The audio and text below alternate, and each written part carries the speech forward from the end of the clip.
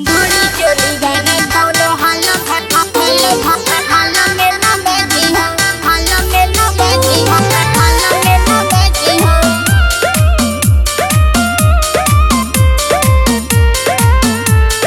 घोड़ी चोली गाना कौनो हालो में ना बाजी हो। और सगरो बिहार में भइल सूचना जारी, गंदा गाना गावल पर जाई भारी, सबके ले डूबला ये देवा।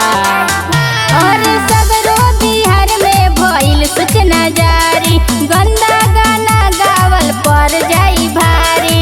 पार्टी फंक्शन होके चाहे होके भोले शादी हो, पार्टी फंक्शन होके चाहे होके भोले शादी हो, डबल मीनिंग गाना कौनो हाल में न बाजी हो, घोड़ी चोली गाना कौनो हाल में न बाजी हो। घोड़ी चोली गाना कौनो हालो में ना बाजी हो, हालो में ना बाजी हो।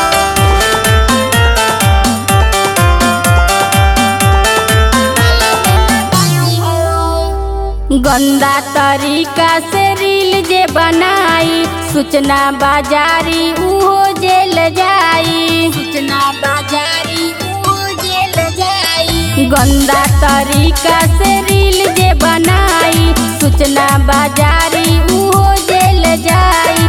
घोड़ी चोली गावे वाला के होई बर्बादी हो, घोड़ी चोली गावे वाला के होई बर्बादी हो, डबल मीनिंग गाना कौनो हाल में न बाजी हो, घोड़ी चोली गाना कौनो हाल में न बाजी हो। घोड़ी चोली गाना कौनो हालो में ना बाजी हो, हालो में ना बाजी हो।